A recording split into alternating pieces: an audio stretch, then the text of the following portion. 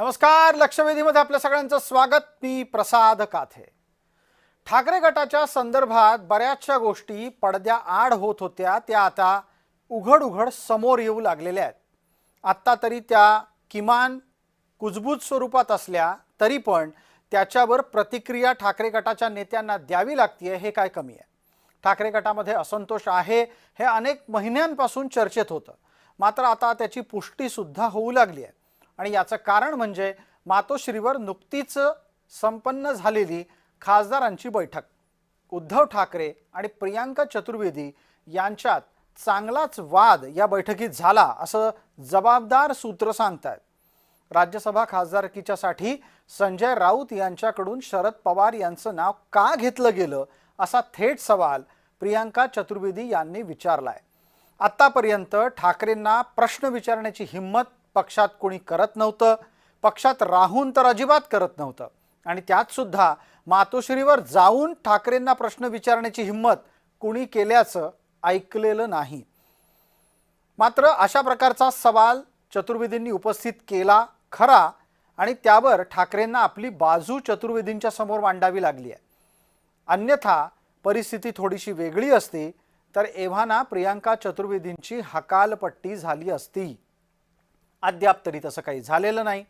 ठाकरेंनी संजय राऊतांची बाजू घेतली.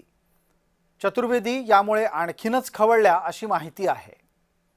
हा सगळा वाद नक्की कसा घडला ते आता आपण पाहणार आहोत.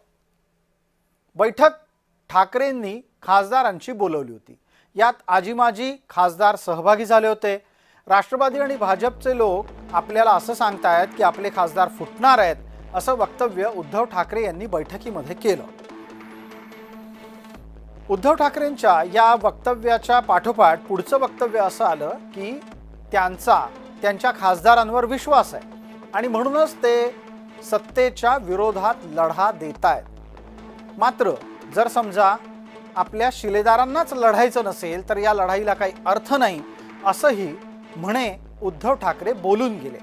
लढायचं नसेल तर सांगून टाका, मी थांबतो, अशा स्वरूपाचं वक्तव्य ठाकरेंनी केलं आणि तिथे चर्चेला सुरुवात झाली.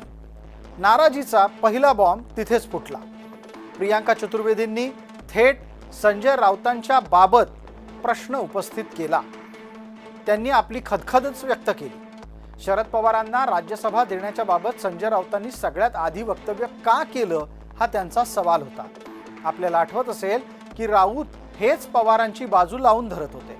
शिवसेना खासदार प्रियांका चतुर्वेदींना 6 वर्ष संधी देऊन उपयोग काय झाला असा प्रश्न तिथे उपस्थित असलेल्या एका खासदारानं विचारला आणि त्याच्यानंतर चतुर्वेदींचा बांध फुटला.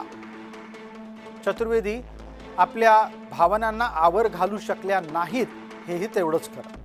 हे सगळं घडत असताना तिथे आदित्य ठाकरे हजर होते. उद्धव ठाकरेंना काही मर्यादा आहेत, मात्र आदित्य ठाकरे राज्यात का फिरत नाहीत असा प्रश्न खासदारांनी त्यांनाच विचारला. मातोश्रीवरील बैठकीत आदित्य ठाकरेंनी यावर काहीच चर्चा केली नाही असाही दावा विश्वसनीय सूत्र करतायत. आदित्य ठाकरेंनी खासदारांच्या सोबत कुठलाही संवाद आतापर्यंत का साधला नाही असा प्रश्न उपस्थित झाला. आदित्य ठाकरे बैठकीत काही बोलत नव्हते, पण ते गुस्सातच होते अशी सुद्धा माहिती विश्वसनीय सूत्रांकडून मिळालेली आहे.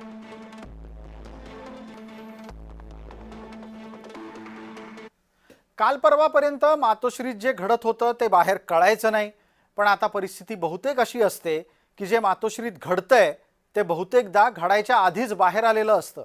आणि आत्ताच्या परिस्थितीमध्ये जे मातोश्रीमध्ये घडलंय ते सगळं काही मातोश्रीत ऑल इज नॉट वेल, म्हणजे परिस्थिती काही आलबेल नाही हेच सांगती आहे. राजकीय विश्लेषक संजीव उम्हाळे याकडे कसं पाहतात ते ऐका.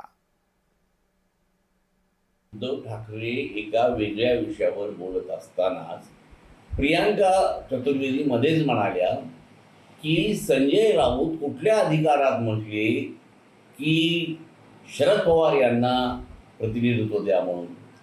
म्हणजे त्यांचा राग हा संजय राऊत यांच्यावर होता. आणि हे सगळं झाल्यानंतर उद्धव ठाकरेंनी त्यांना परत सांगितलं की हा निर्णय मी घेतलेला आहे तो जाहीर करण्याचं काम हे संजय राऊत यांनी केलेलं आहे. परंतु तरी देखील त्या बाईचं समाधान झालं नाही. आता ही एक साधी घटना आहे आणि प्रियांका चतुर्वेदी यांनी आपला व्यक्त केलेला जो असंतोष आहे हा याच्यातून निर्माण झालेला आहे. याच्यामुळं शिवसेनेमध्ये फूट पडलेली आहे किंवा शिवसेनेमध्ये 2 गट झालेले आहे असं काहीही नाही. संजय राऊत यांनी परत परत सांगितलं की मी आजन्म म्हणजे मी शिवसेनेच्या जन्मापासून शिवसेनेशी संबंधित आहे आणि मी शिवसेना सोडून खासदारकीसाठी काँग्रेसमध्ये जाईल हे कधी खरं वाटणं शक्य आहे का? आता याच्यामध्ये फारसं तथ्य नाही, पण तरीसुद्धा पराचा कावळा करून या ठिकाणी प्रियांका चतुर्वेदी यांनी एक वादळ निर्माण केलं